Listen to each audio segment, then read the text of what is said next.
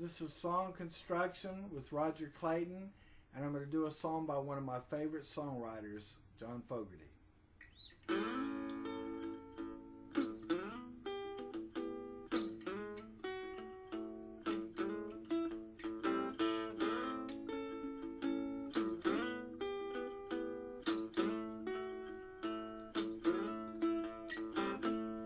Some folks are born, they eat to wave the flag.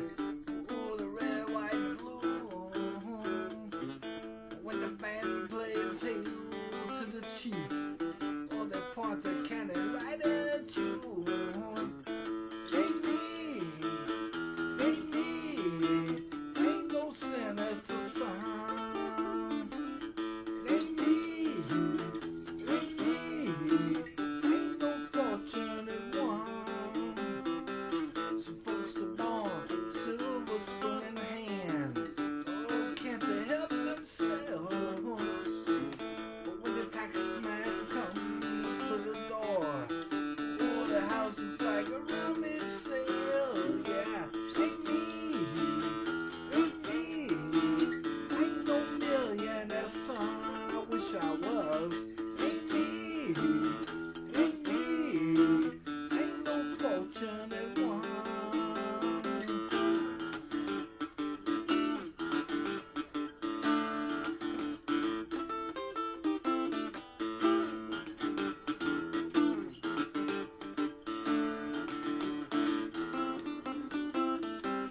Some folks inherit star-spangled lives. Oh, to see down the war. And when you ask them just how much should we give, oh, they only answer more. Ain't me, ain't no military son. Ain't me, ain't no fortunate one. Ain't me, ain't no fortunate one.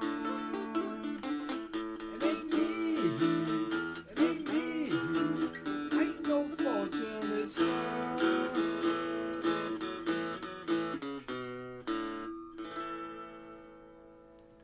That is a tribute to John Fogerty for one thing, and I want to talk about the strength of simplicity this week, keeping it simple. As far as I'm concerned, nobody does that better than John. He keeps it simple and yet puts it across in a way that's totally unique, fresh, and original.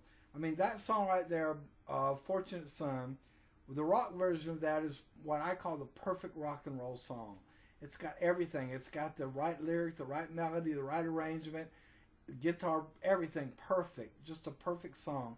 And, you know, I kind of did it backwards. Most times you take the blues song and turn it into a rock song, and I took a rock song and turned it into a blues song. But it was actually a suggestion of somebody that I know that I did that. But basically, the thing about Fogerty, I mean, like, for instance, another song, Down on the Corner. Wait a minute, wrong. There it is.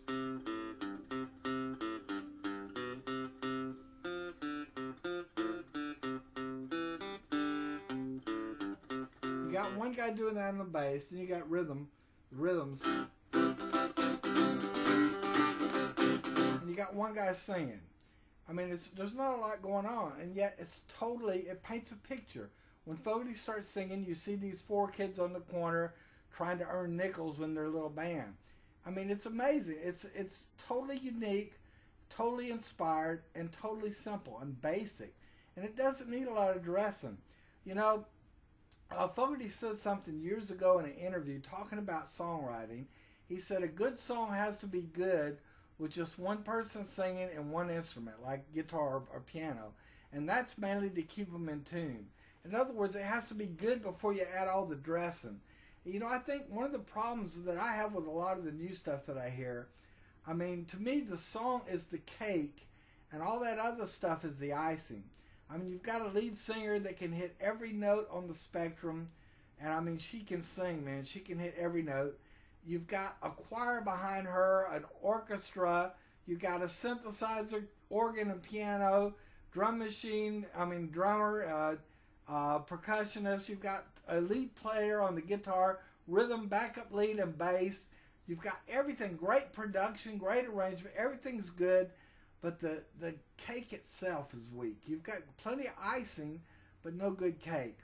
I think you got to learn to start with good cake. Start with a good song. And it should sound good with just one person, like Fogerty said. It should sound good with just one guy singing and one guy playing an instrument to keep him in tune, basically. That's what Fogerty said.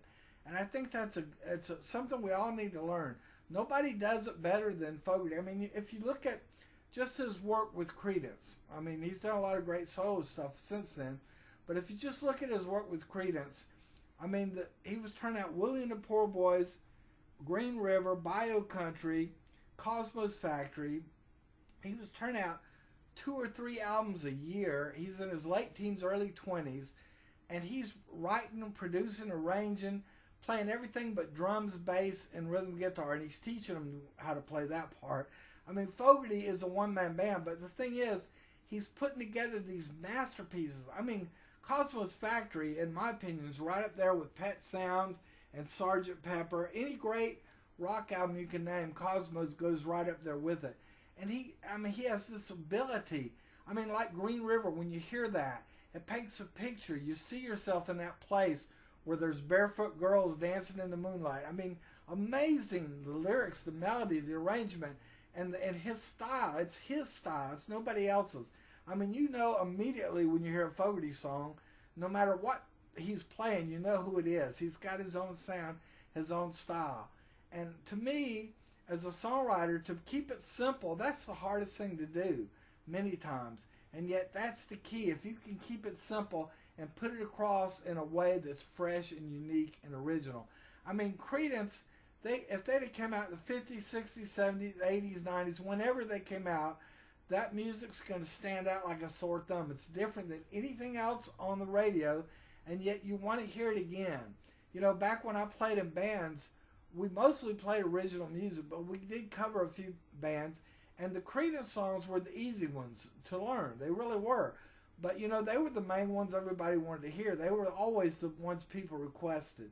You never get tired of hearing that because the songs are so great. And, you know, his solo stuff's just as good. John Fogerty just gets better with age, and his music gets better. And I'm a huge fan, as you can tell. You know, when I was a kid, I was sitting in a room with a 8-track recorder, a bunch of Creedence 8-tracks, and an old Tesco Spiegel catalog guitar. And that's all I did when I was out of school. All the other boys were out riding dirt bikes and playing football and hunting and fishing. I was in there, a skinny little pale guy. I wish I was still skinny. A skinny little pale guy listening to Fogerty and learning that music and playing it. It really affected me. Somebody asked me last year at one of the places I played, a young songwriter who's really talented songwriter. He said, "Who's your main influence?" And I, without a thought, I said John Fogerty. And he said, "That's a good answer." So if you want to learn to be a good songwriter, if you really want to get a hold, and I say go get good roots. Go back, especially if you want to be in the area of rock and roll. Go back and listen to Creedence, listen to the Beatles, listen to the Stones, the Who, Led Zeppelin. Go back and listen to Machine Head by Deep Purple, one of the great albums. Get some good roots. Go back and listen to Motown, listen to Smokey Robinson, and all that. Those guys knew how to write songs. They wrote songs that'll last forever, and that's what you want to do. You want to write a song that'll last you. So I just want to encourage you in this week's lesson. Learn to keep it simple. And this is Roger Clayton with Song Construction. To all you songwriters out there, happy songwriting. See you next week, same time, same channel.